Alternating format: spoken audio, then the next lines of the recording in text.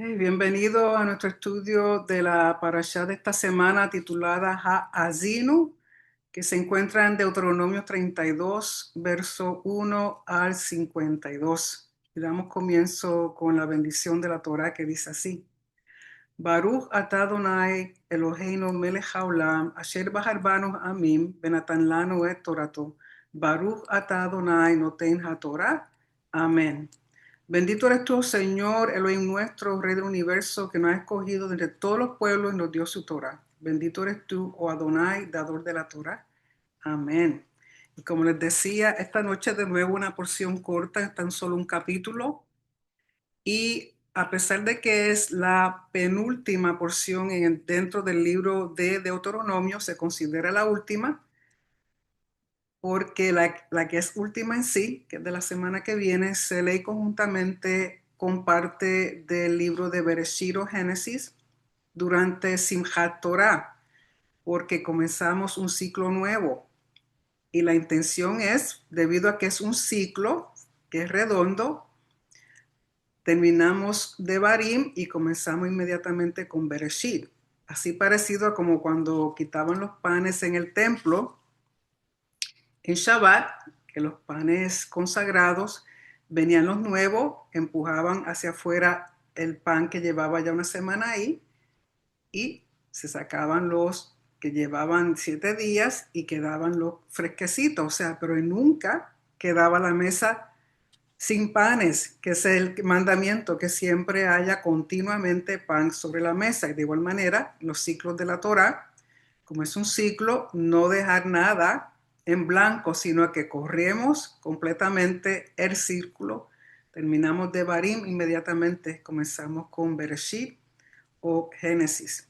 Y esta porción Hadazino, como les decía, se encuentra en Deuteronomio 32, verso 1 al 52.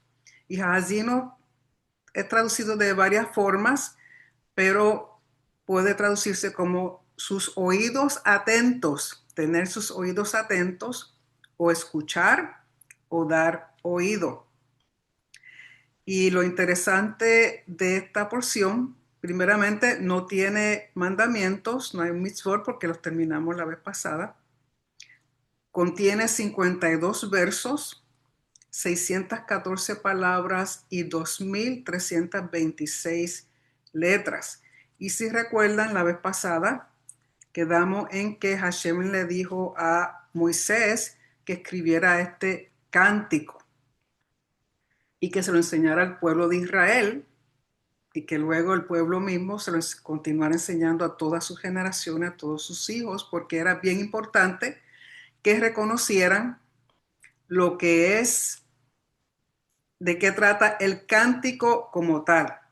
Y una de las cosas que sabemos es que este cántico tiene que ver con, uno le llama una demanda profética y otros le llaman es un cántico que tiene que ver con una demanda como tal, una demanda legal, que en el hebreo la palabra riv, R, I de punto y V de vaca, un riv, una demanda legal, debido a que Moisés al enseñar este cántico está funcionando hasta cierto punto como un fiscal, está trayendo esta demanda a la corte y presentando el caso legal de que Israel ha sido desleal e infiel al mandamiento, al pacto, han roto pacto, por lo tanto hay una demanda porque recuerden que ellos habían aceptado las estipulaciones del pacto que consistía de maldiciones y bendiciones. Y vamos a ver que según se está leyendo, esas dos cosas están habladas en el cántico. Pero antes de continuar, quiero presentarle este libro que se llama el Corén Tanaj de la Tierra de Israel, el libro de Deuteronomio. Al fin salió este mes y aunque llegó un poquito tarde en términos del libro de Deuteronomio para los estudios, es parte de los libros que ellos tienen uno por cada libro de la Torá y este fue el último que ellos imprimieron. Es de la Casa Corén, que es donde mismo tenemos el Sidur Corén. Y como os he dicho, está en inglés, pero para aquellos de ustedes que sí leen el inglés es muy, muy interesante porque trata del contexto cultural, habla de arqueología, de geografía, de halajá, habla de la flora, de la fauna, todo lo que está relacionado con la porción en ese tiempo, en ese momento, y da un aspecto muy importante, muy interesante que nos ayuda a entender mucho mejor de lo que se está hablando. Entonces le voy a leer la porción y según vaya leyendo, quiero presentarles unos puntos respecto de esta porción, sobre todo algunos términos en hebreo y lo que significa. Como les dije, es una demanda profética, es un cántico que es la forma más fácil de aprender las cosas con cantándola o porque es el propósito que lo aprendan y lo continúen pasando generación en generación. Pero es una demanda y es profética. ¿Por qué es profética? Porque según uno va leyendo el cántico, trata de Israel, de su pasado, de su presente y del futuro. Y otra cosa es que este no es el único eh, parte en la Torá o en los profetas que habla de una demanda de parte de Hashem en contra de su pueblo Israel. Vemos que en Oseas, en el capítulo 4 de Oseas, versos 1 al 10, es un riv, una demanda. El capítulo 1 de Isaías, el capítulo 2 de Jeremías, el capítulo 6 de Miqueas, el Salmo 50. Todo tratan con una demanda legal que Hashem hace en contra de su pueblo debido a la infidelidad y deslealtad con respecto al pacto. Y no tan solo eso, en el Brit Hadashah, lo que las personas llaman las 7 cartas a las iglesias o las 7 cartas a las congregaciones de Asia Menor, son un RIF. Cada carta, si uno estudia bien el contexto legal, se va a dar cuenta que está formulado de igual manera que está formulado este cántico. Es una carta, son cartas que son demandas en contra de estas asambleas o de estas congregaciones que también han roto pacto o no han cumplido con las estipulaciones. Por lo tanto, las 7 cartas en Revelación, todas tienen que ver con un RIF. Y este cántico se puede dividir en varias partes. Por ejemplo, los versos 1 al 4 sirven como una introducción en la cual Moisés está invocando los testigos. Recuerde que están en una corte, necesitan testigos y sobre todo mínimo 2. Por eso habla de los cielos y la tierra. También una porción donde hay alabanzas a Hashem. Y de ahí pasa, es que esos son los versos 1 al 4, y luego del 5 al 18, Moisés presenta el caso legal como tal, la demanda de Hashem en contra de Israel, que a pesar de todos los actos grandes y maravillosos a favor de Israel, ellos son desleales, pagan con infidelidad y pagan con olvidarse de todo lo que Hashem ha hecho por ellos. Luego los versos 19 al 42 habla de lo que Hashem decide hacer en contra de Israel, cómo castigar a Israel. Y habla de todas las maldiciones que le sobrevienen debido al rompimiento del pacto, que es parte de las estipulaciones. Recuerden que se hablaron de bendiciones y maldiciones. Pero también llega un momento en que Hashem dice, déjame no castigarlo al punto de eliminarlos por completo, porque entonces los enemigos se van a levantar y van a decir que ellos fueron los que destruyeron a Israel, que ellos fueron los que hicieron todo lo que ha ocurrido a Israel. Y se den ellos mismos el orgullo, la soberbia, decir que fueron ellos, cuando realmente es que Hashem ha permitido que otras naciones sean partícipes en el castigo a Israel. Entonces él echa un poquito para atrás en términos del castigo a Israel para que su honor y su reputación no quede en vergüenza y no quede los enemigos pensando que ellos fueron lo que hicieron cuando realmente es Hashem permitiendo las cosas. y lo que hace es que suaviza el castigo a Israel y ese castigo lo retorna o lo retribuye a los enemigos de Israel. Y luego en el verso 43 es una alabanza a Hashem por rescatar a Israel de sus enemigos. O sea que vemos como siempre Hashem se enoja, castiga, pero siempre tiene misericordia y compasión para con el pueblo de Israel y le ofrece redención, le ofrece restauración. Así que vamos a leer. Y dice, Ha'azinu, capítulo 32, verso 1, Ha'azinu. Tengan atentos sus oídos, escuchen o prestar oído, cielos, y hablaré y oiga la tierra los dichos de mi boca. O sea, los cielos y la tierra son los testigos porque inicialmente son los testigos del pacto.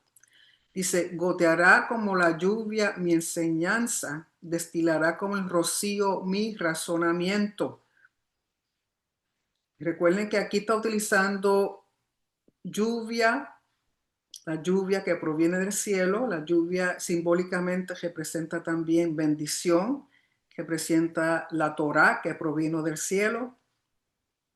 El rocío está asociado con resurrección, porque el rocío usualmente uno lo ve por la mañana, lo encuentra por la mañana. Como la llovizna, que es una lluvia suave sobre la grama, y como las gotas sobre la hierba. O sea, llovizna, que dice llovizna, en otro sitio dice aguacero.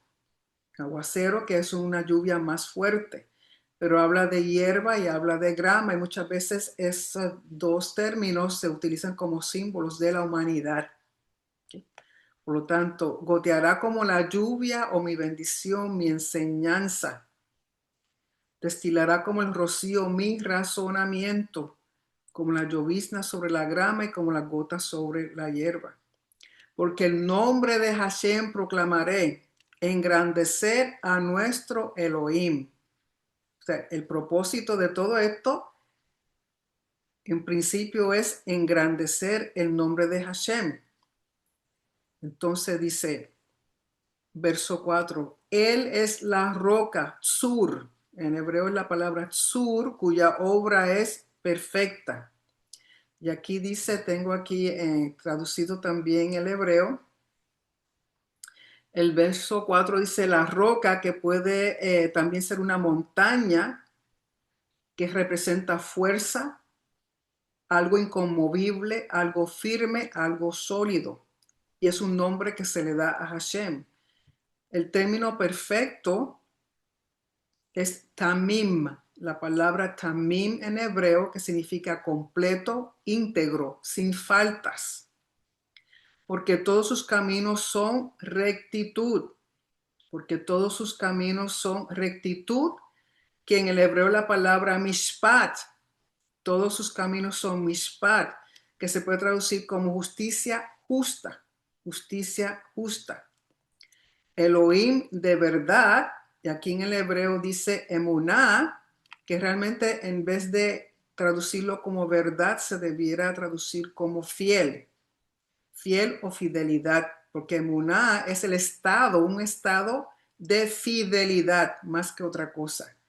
Así que es Elohim fiel y sin ninguna iniquidad en él. En otras palabras, iniquidad es la palabra avel, avel, que significa sin perversión, injusticia, sin perversión, sin injusticia, que no es deshonesto, que no es inmoral respecto a Hashem.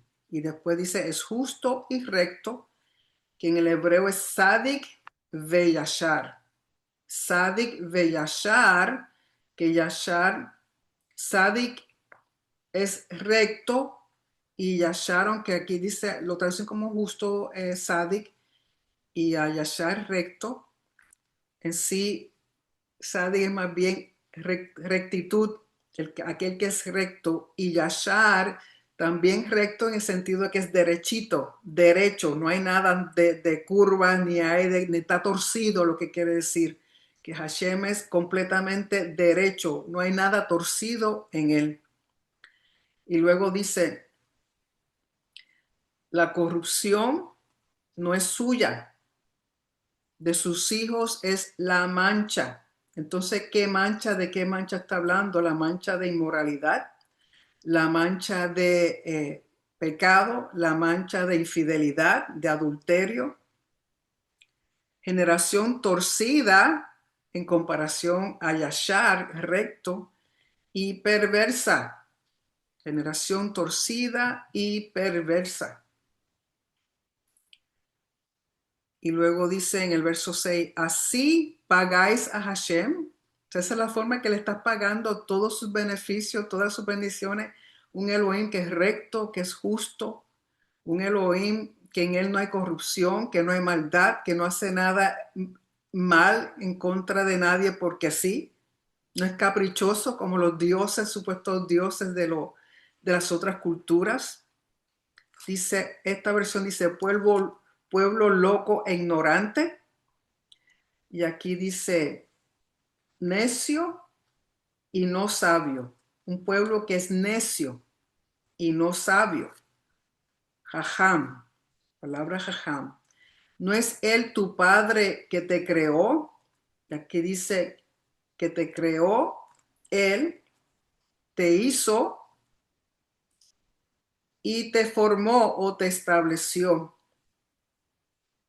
sea, de nuevo el concepto de Hashem como padre. Recuerden que también ese era un término muy reconocido en el antiguo Medio Oriente, en todas las culturas donde veían a sus dioses como sus creadores, como sus padres y aún también a sus reyes, a las personas que estaban liderando la nación.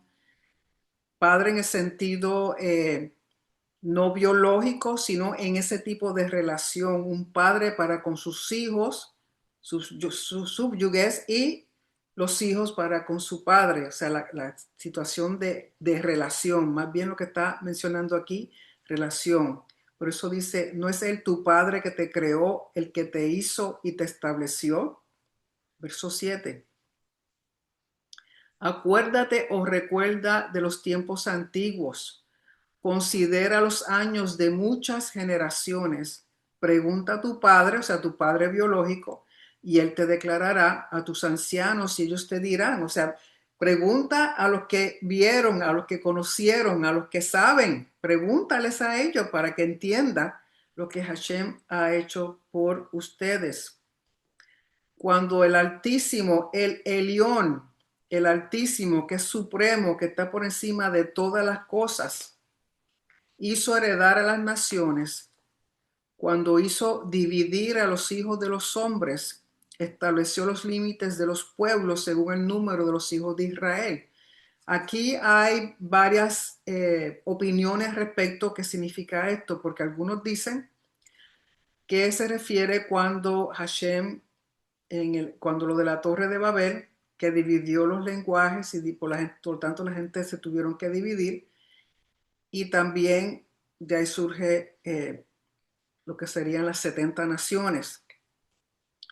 Otros dicen que se refiere a los mensajeros celestiales o a los ángeles que Hashem ha puesto como los que guardan las naciones, o sea que cada nación tiene un ángel o arcángel guardián, pero que son las naciones, mientras que Hashem es el que guarda a Israel, Hashem es el que está pendiente a Israel, Hashem, para él Israel es una nación aparte a las demás. Entonces habla en ese sentido de que quizás se hace referencia a las 70 naciones cuando él dividió los lenguajes. Verso 9. Porque la porción de Hashem es su pueblo, Jacob la heredad que le tocó. Cuando aquí la palabra Nahalato se traduce como heredad, significa herencia, posesión que no se le puede quitar legalmente porque está establecida conforme al pacto. Por lo tanto, Jacob es la herencia que le tocó a Hashem, es la porción de él, de todas las naciones, es la que ha escogido y que nadie se la puede quitar. Le pertenece a Hashem. Verso 10 dice, le halló en tierra de desierto. Aquí está hablando cómo encontró a Israel, o sea, desde su comienzo. Recuerden que Israel en sí comenzó con Abraham, después con Isaac, después con Jacob, fueron a Egipto, allí fueron esclavizados, de ahí fueron sacados, o sea, de un hombre, una familia, de una familia sale una nación, pero es durante ese tiempo en el desierto que ellos realmente comienzan a conocer y a tener una relación con Hashem, porque no tienen nada más, solamente están ellos con Hashem y Hashem con ellos. Entonces por eso ahí hace el relato de cómo comenzó la nación de Israel. Le halló en tierra de desierto y en yermo de horrible soledad. Lo trajo alrededor, o sea, en otras palabras, lo rodeó, lo instruyó, lo guardó como la pupila de su ojo, la guardó como la pupila de su ojo. Y ustedes saben que la pupila es del ojo una parte bien, bien sensible.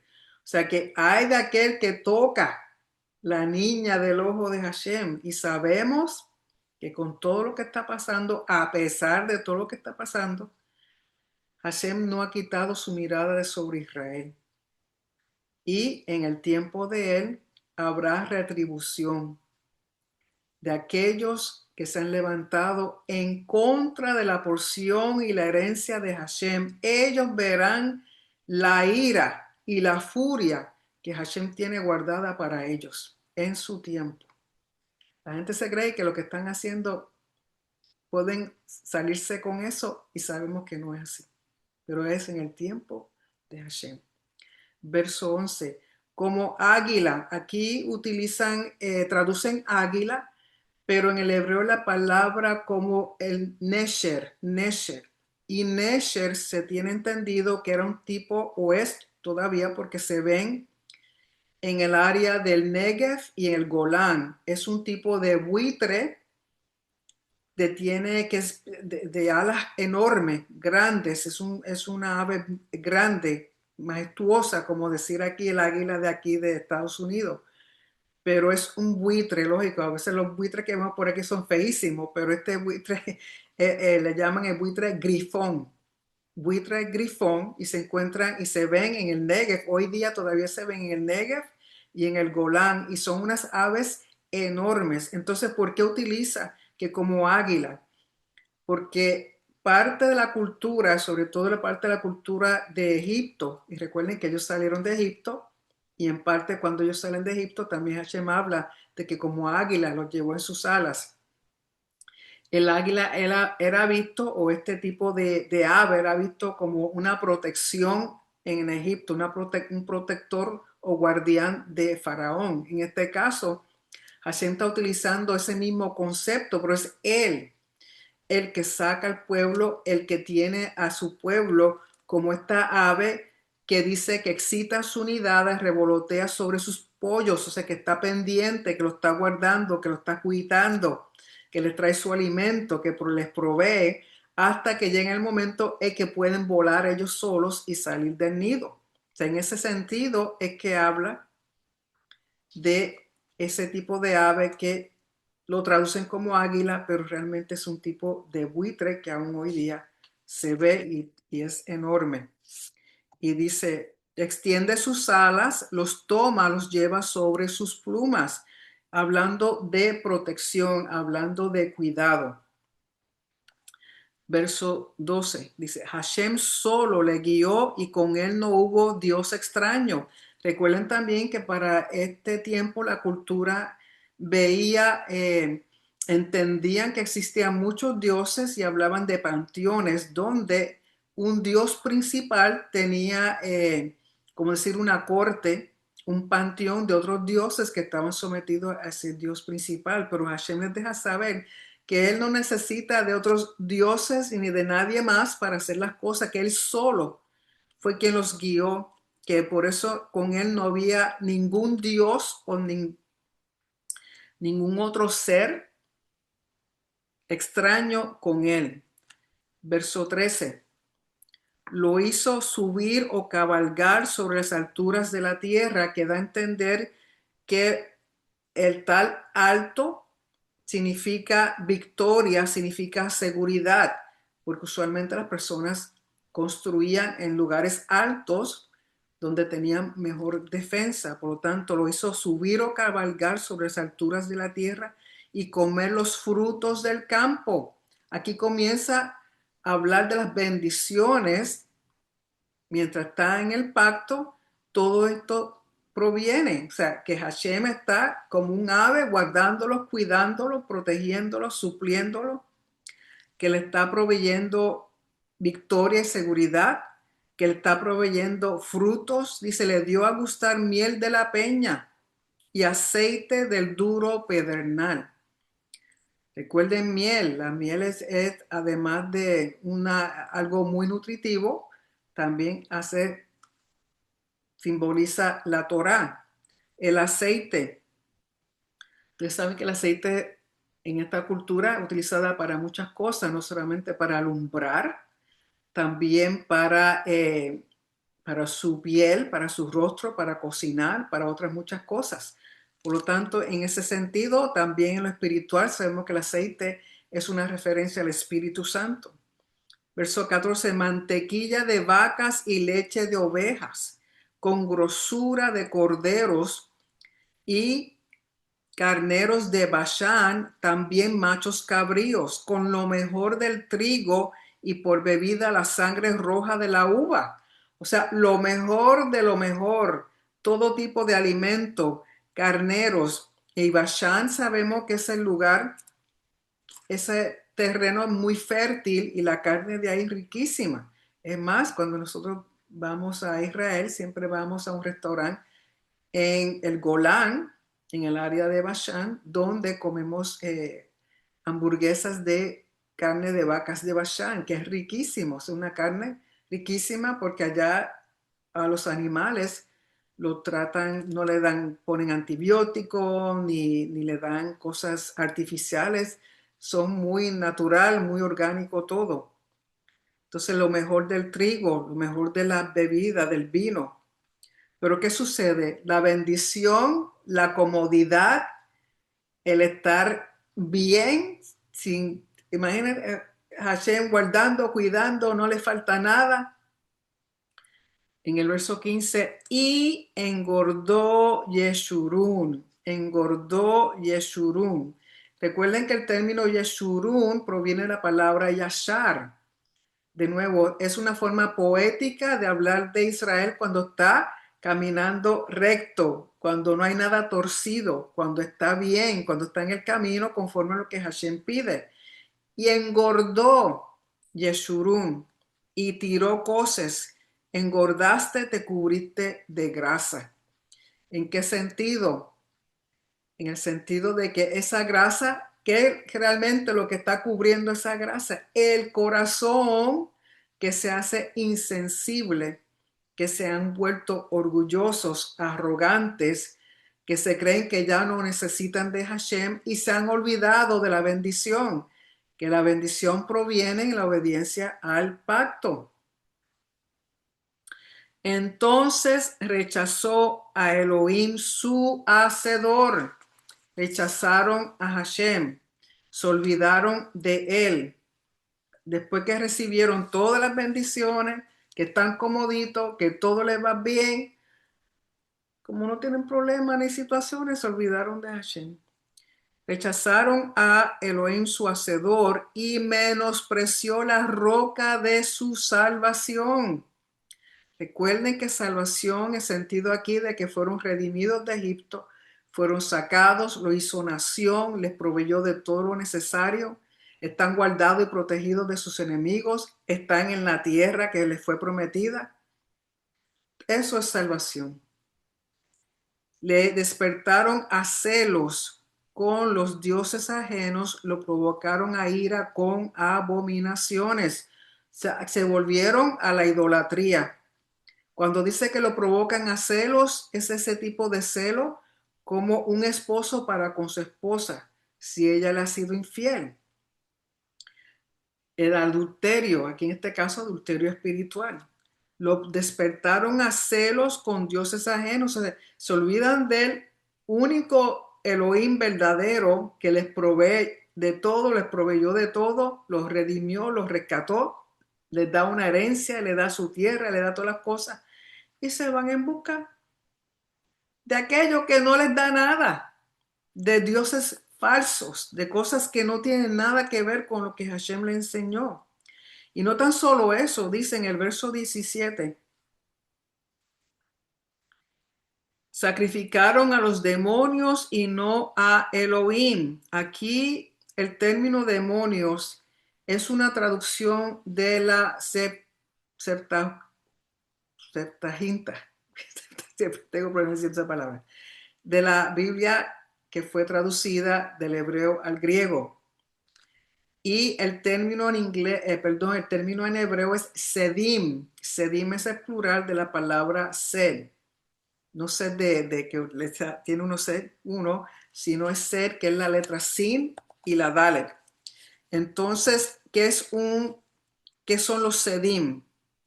Son seres divinos, dioses falsos, que solo aparece aquí ese término en Deuteronomio 32:17 y en el Salmo 106, verso 37. Así que vamos un momentito al Salmo 106 para ver lo que dice.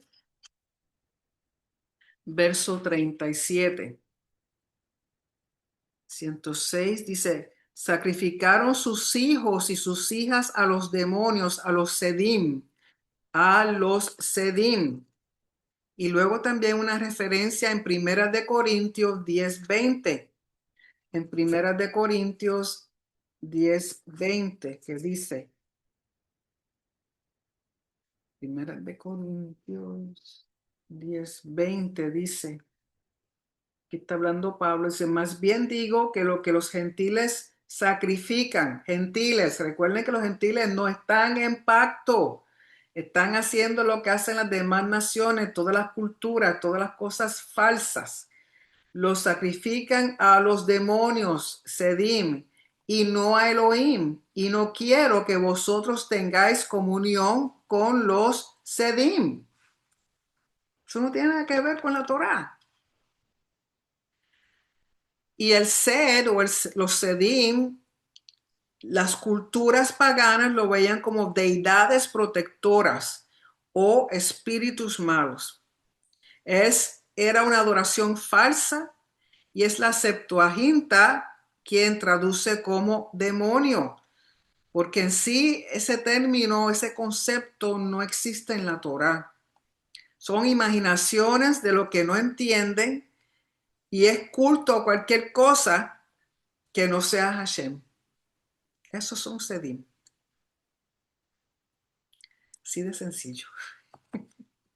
Por lo tanto, sacrificaron a los Sedim y no a Elohim, a dioses a los que no habían conocido, a nuevos dioses venidos de cerca que no habían temido vuestros padres. O sea, recuerden que eso lo adoptan de las culturas alrededor de Israel. Y eso infiltra, lamentablemente, entra donde no tiene que entrar. Pero como a la gente le gusta eso, ellos lo encuentran más emocionante, pues se enredan y después cuando ya no pueden más con las locuras que le ocurre, entonces buscan de Hashem. Verso 18 dice, de la roca que te creó te olvidaste. En el hebreo la palabra yeladeja, que quiere decir de la roca que te parió.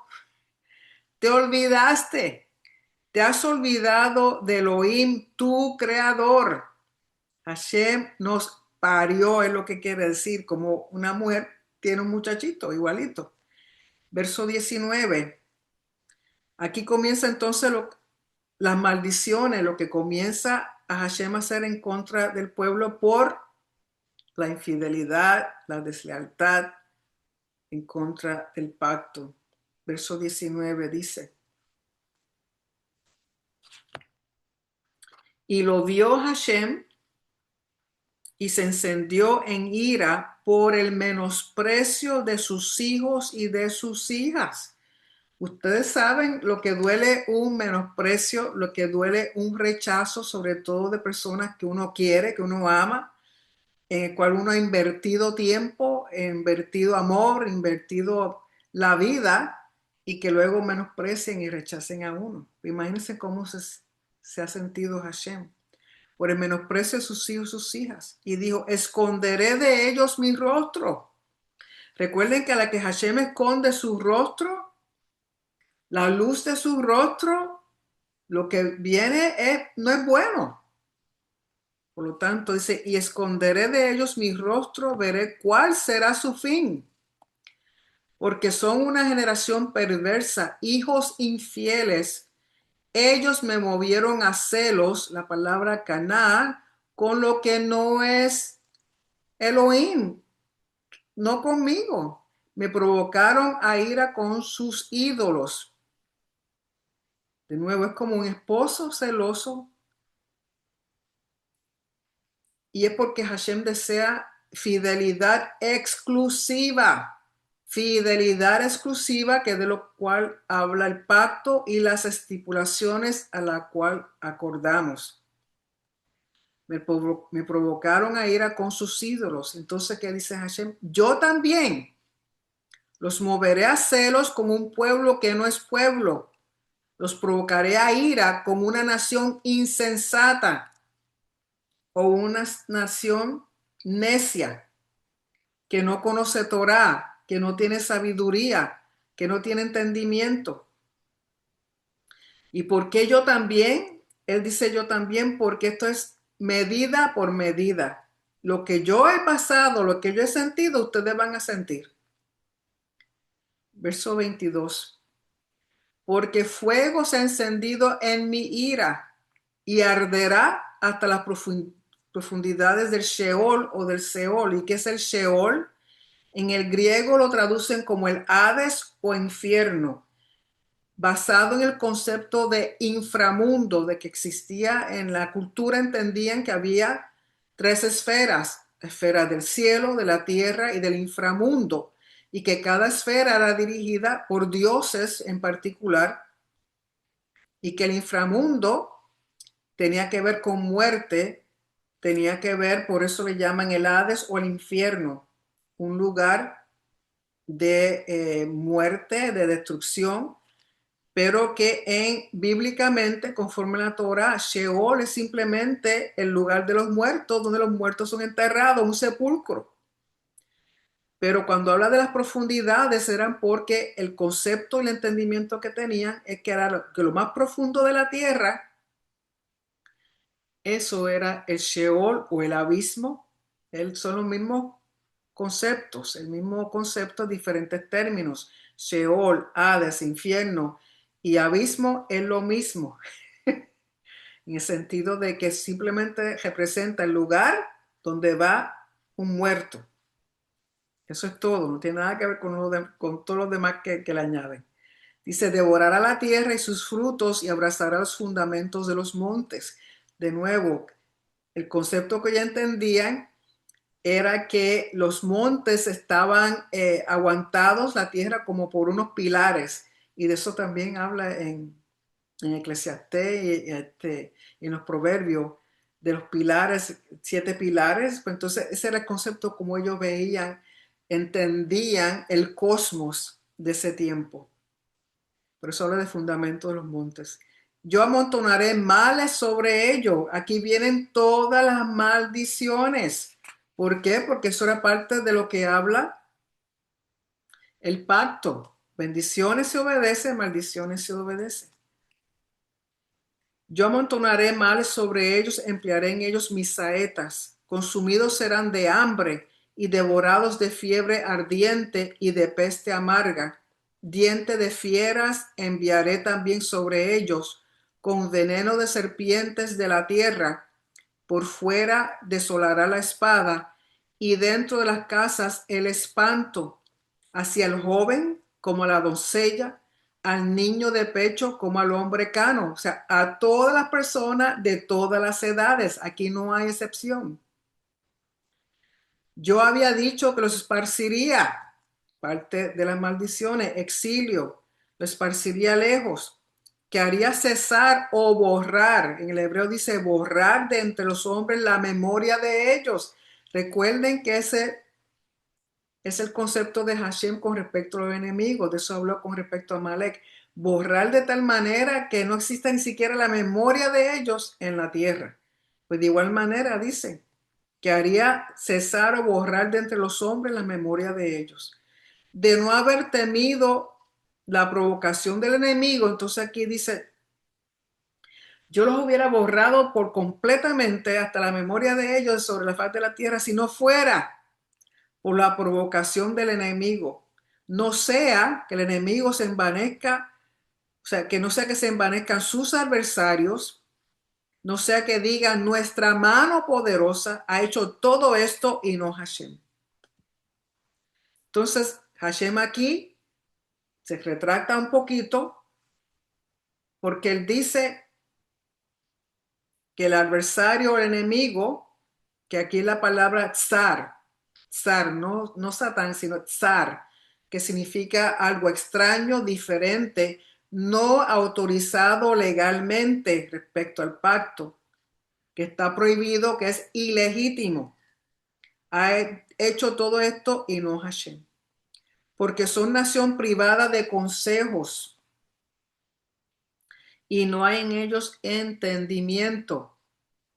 No hay en ellos entendimiento, discernimiento, vina. O si fueran sabios y comprendieran esto y se dieran cuenta del fin que les espera. O sea que los enemigos se creen que ellos son los que están haciendo, como ahora.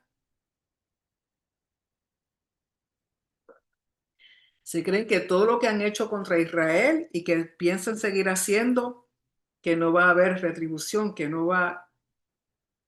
Hashem no está haciendo nada. Y no saben lo que les viene. Porque si se dieran cuenta del fin que les espera. Porque ¿cómo podría perseguir 1 a 1000 y 2 hacer huir a 10,000 si su roca no los hubiera entregado? O sea, si Hashem no le da permiso a estas naciones a hacer lo que están haciendo en contra de Israel, que no se crean ellos que son ellos, es porque Hashem lo permite. Porque algo que tenemos que entender que es el propósito de este cántico es la soberanía absoluta de Hashem en todas las esferas, en todas las cosas relacionadas con Israel y con las demás naciones. No hay nada, ni en el cielo ni en la tierra, que se mueva sin permiso de Hashem. No hay nada ni nadie que haga algo sin que Hashem lo permita. Porque la roca de ellos, o sea, en lo que los enemigos confían y le llaman su roca, no es como nuestra roca. Y aún nuestros enemigos son de ellos jueces. Porque de la vid de Sodoma es la vid de ellos. Y de los campos de Gomorra. Las uvas de ellos son uvas ponzoñosas, racimos muy amargos tienen. ¿Y por qué menciona a Sodoma y a Gomorra? ¿Qué es lo distintivo de Sodoma y Gomorra? En Sodoma y Gomorra existía la injusticia. No hacían justicia y bondad. Existía el egoísmo, el narcisismo, la inmoralidad, la soberbia, el orgullo. Eran crueles, eran perversos. Por lo tanto, los compara con Sodoma y Gomorra y sabemos el fin de Sodoma y Gomorra. Verso 33. Veneno de serpientes es su vino y ponzoña cruel de áspides. Verso 34. Pero él no está guardado conmigo, sellado como una joya de mi tesorería. Aquí en el verso 34 está hablando de un procedimiento legal en la forma en que eran guardadas las cosas en tesorería, tenían que sellarlas. Usualmente lo que ponían era un sello en las puertas, sobre todo el sello del rey, para que nadie entrara, porque al romper el sello se sabía que alguien había entrado. Entonces aquí lo que llama tesorería, en otras versiones dice en mis cofres, es la palabra otzorot. Otzorot es uno de los términos que se utilizan para designarle a las cámaras que estaban en el templo. Había una cámara de tesorería, una cámara para la madera, una cámara para el aceite. Entonces son lugares con unas funciones específicas, que son unas cámaras, como un aposento, un lugar específico en que se hacía. Entonces aquí esto está guardado y sellado en una forma legal con el sello de el rey para que nadie pueda entrar hasta que sea el momento de hacer uso de lo que está ahí. Verso 35 dice: Mía es la venganza y la retribución.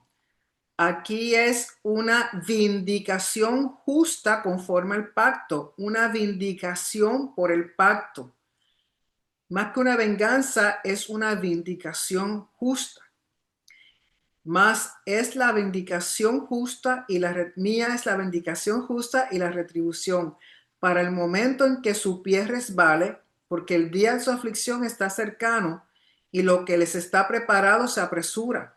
Aquí está hablando de los enemigos. O sea, Hashem va a llegar el momento en que va a hacer lo que tiene que hacer. Retribución, vindicación, venganza, porque conforme al pacto. Verso 36 dice: Porque Hashem juzgará a su pueblo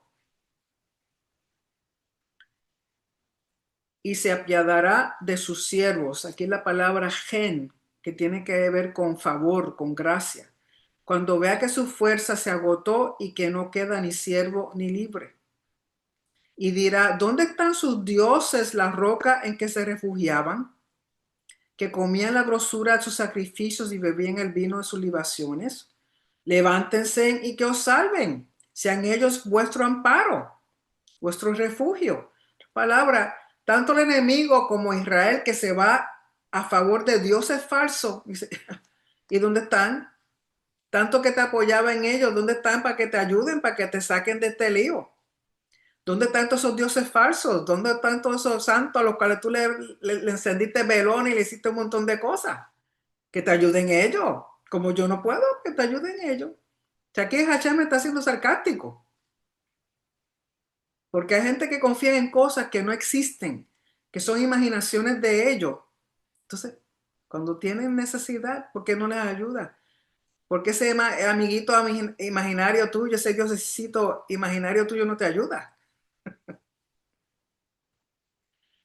Verso 39.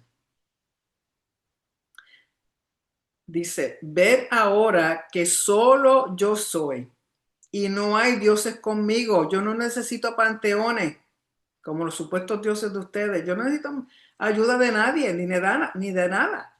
Ver ahora que solo yo soy y no hay dioses conmigo. Yo hago morir y yo hago vivir. Yo hiero y yo sano. Es una proclamación legal de soberanía absoluta. Y no hay quien pueda librar de mi mano.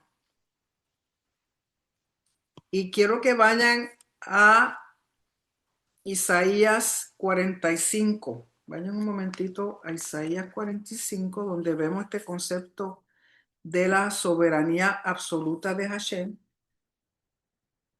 Isaías 45, versos 5 al 7. Isaías 45, versos 5 al 7 dice: Yo soy Hashem y ninguno más hay. No hay Elohim fuera de mí. Yo te ceñí, aunque tú no me conociste. Para que se sepa desde el nacimiento del sol y hasta donde se pone, que no hay más que yo. Yo soy Hashem y ninguno más que yo, que formo la luz y creo las tinieblas, que hago la paz y creo la maldad. Ra, lo malo. Yo soy Hashem, el que hago todo esto. Todo proviene de Hashem, lo bueno y lo malo.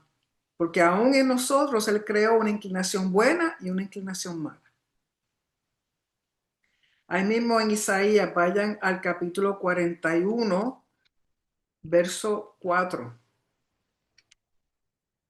41, 4 dice: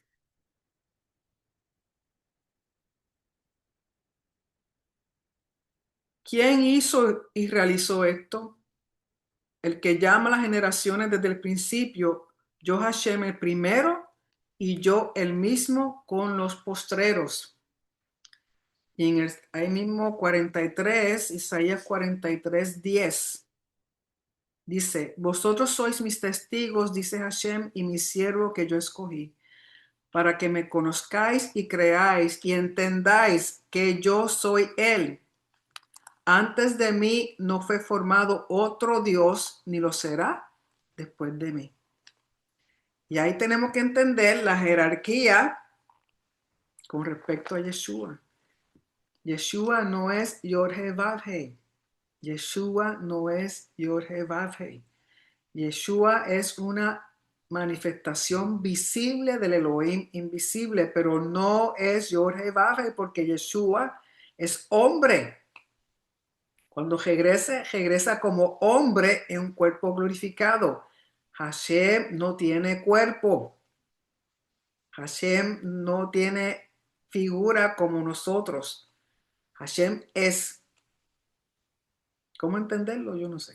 Pero Hashem es único, soberano, supremo, creador de todas las cosas. Y Yeshua es una manifestación hecho a imagen también de Hashem, como usted y yo somos hechos a imagen de Hashem.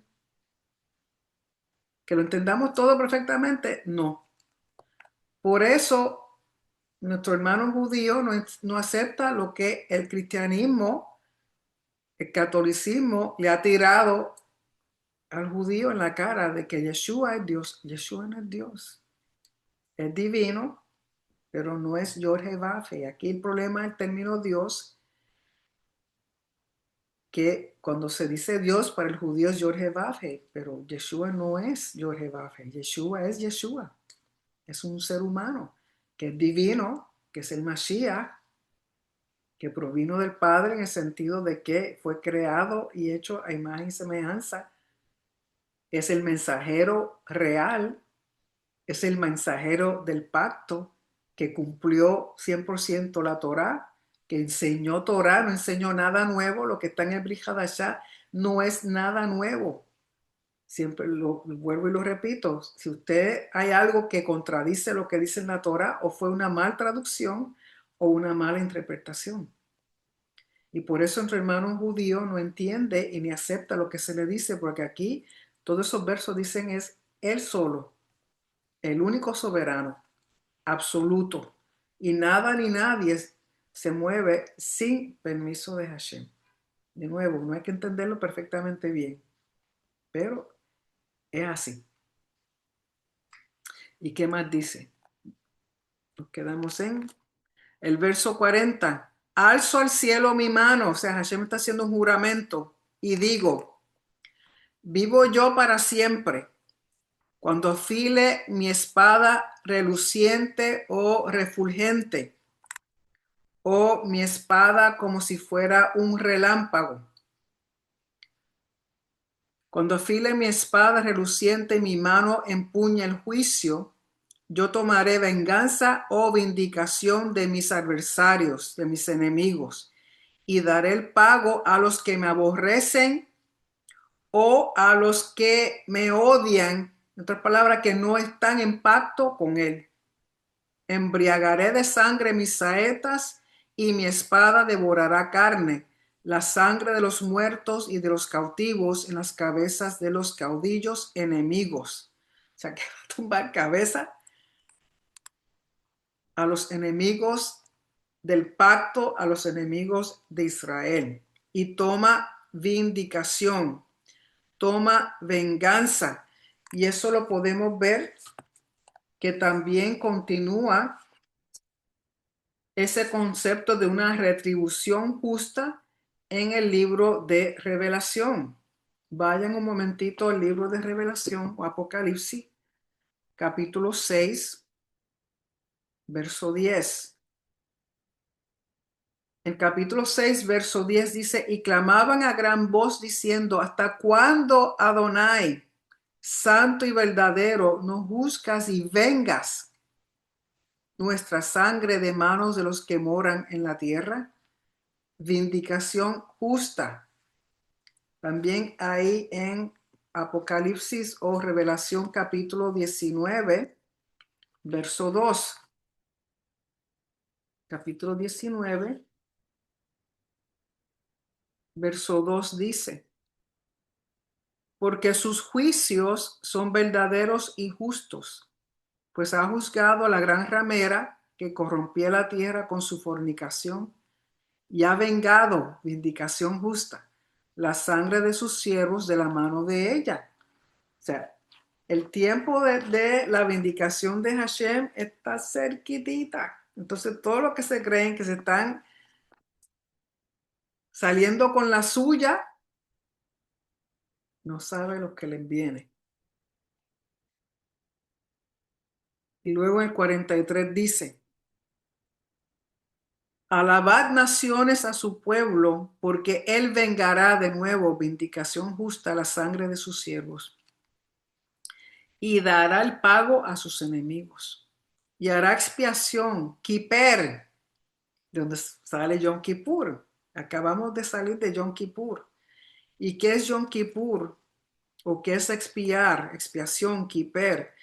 Es limpiar, quitar la mancha. ¿Qué mancha? La mancha de inmoralidad, de adulterio espiritual, de infidelidad, de deslealtad al pacto. Todo aquello que nos amancilló, que nos quitó la pureza, la limpieza para poder estar de pie delante de Hashem.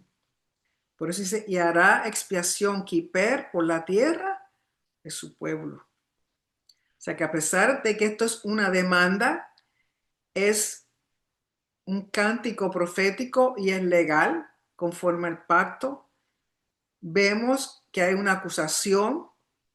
¿Por qué la acusación? Vemos las consecuencias de esa deslealtad al pacto. Vemos que Hashem realmente no elimina por completo a Israel para que evitar que los enemigos se jacten de que fueron ellos los que eliminaron a Israel.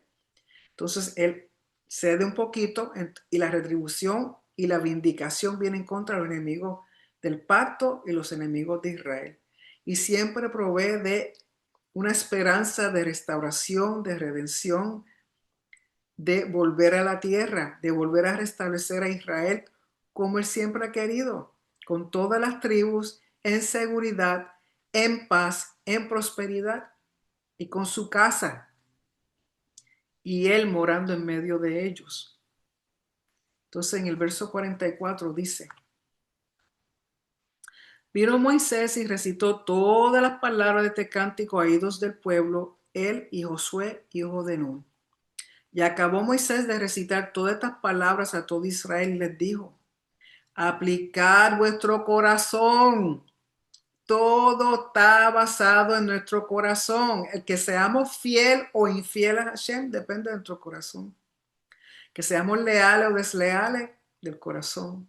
Si obedecemos o desobedecemos, es el corazón. Todo está relacionado con nuestro corazón. Por eso dice, aplicar vuestro corazón a todas las palabras que yo os testifico hoy, para que las mandéis a vuestros hijos a fin de que cuiden de cumplir todas las palabras de esta Torá.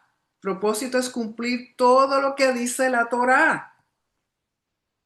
No es lo que dice Pablo, todo lo que dice la Torá. Y Pablo hacía lo que decía la Torá. Si malentienden a Pablo es porque no conocen la Torá.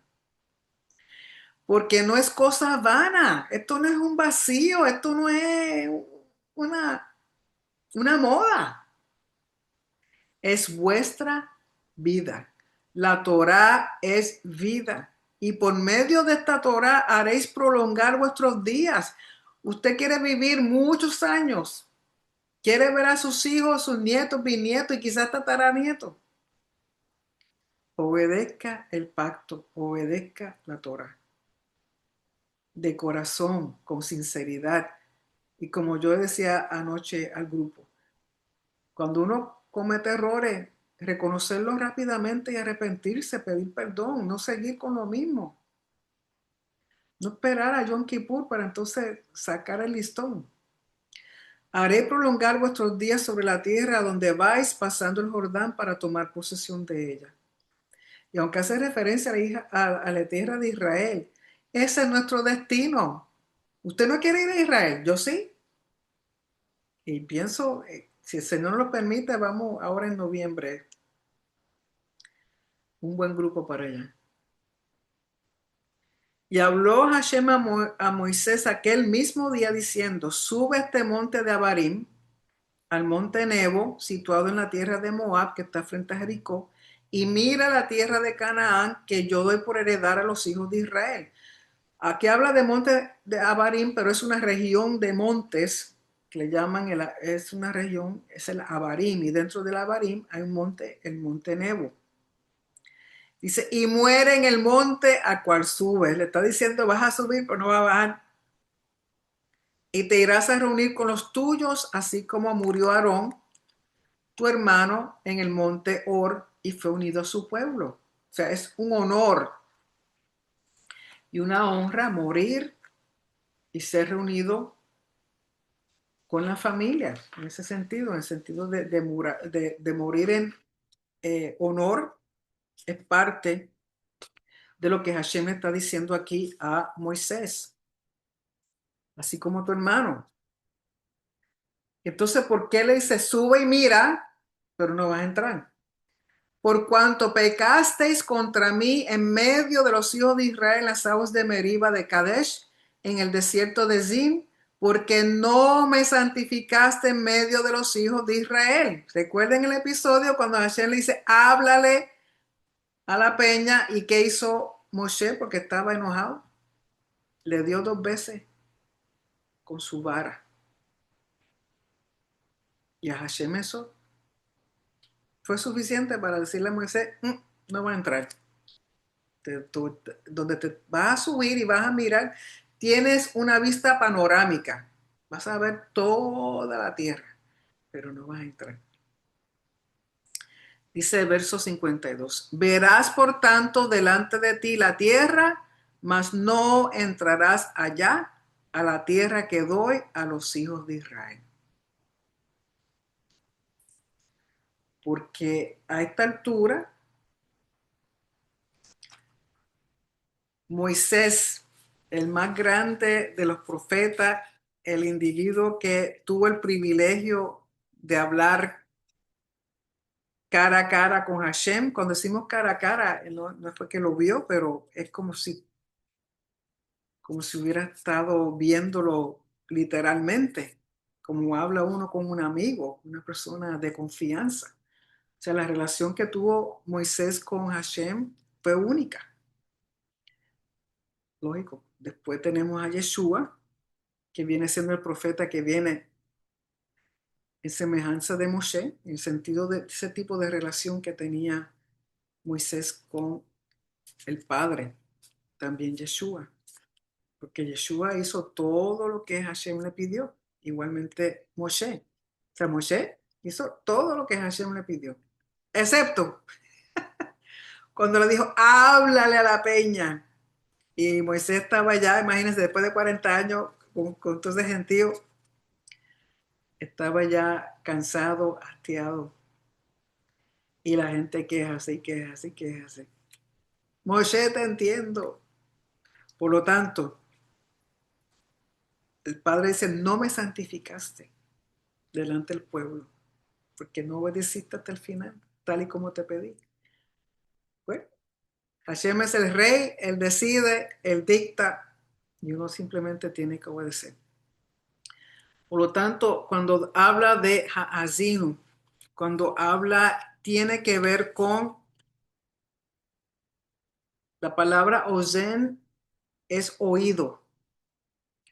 Mosanim, creo que Mosanim es ambos oídos, y también está asociado con una balanza, una balanza de peso. O sea, cuando se pesa algo que pesa en balanza, porque también los oídos tienen que ver con balance. Si usted ha tenido alguna vez un problema de oído, usted sabe que si está bien afectado, usted pierde el balance, porque el sistema vestibular que está en el oído tiene que ver con controlar el balance en el cuerpo.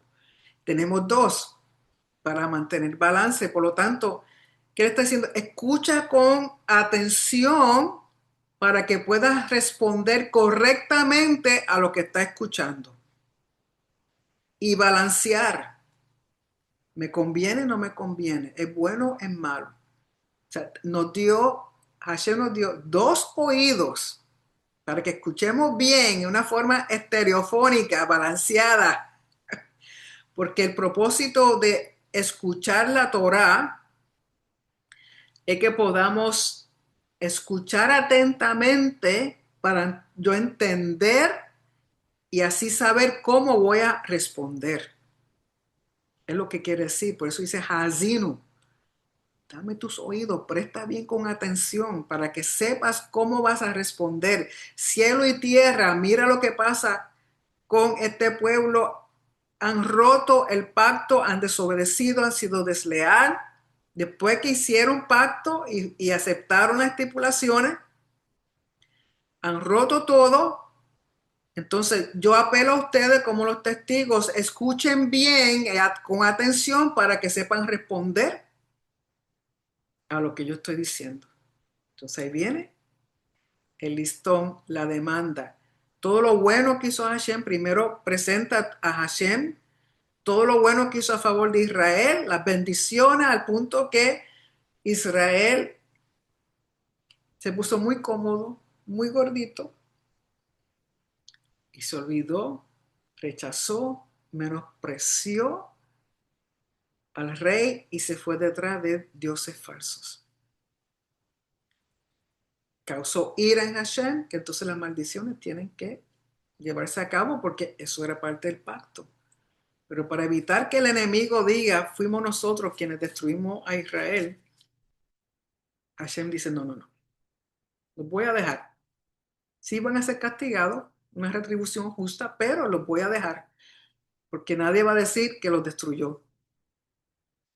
Yo les doy a ustedes paso para que sí, ayuden con el castigo, pero hasta ahí. Si se pasan de lo que yo quiero que hagan, ahí viene como hizo con Faraón, la destrucción total. ¿Qué es lo que estamos esperando que ocurra con Amalek? Que ocurra con todo aquel que se levanta en contra de Israel, en contra de la gente, en contra del pueblo, en contra de las promesas de Hashem, en contra del pacto, en contra de la tierra que es la herencia y la porción de Hashem eternamente y para siempre. Todo aquel que se levanta y habla en contra de Israel, lo que le viene, no tienen ni idea.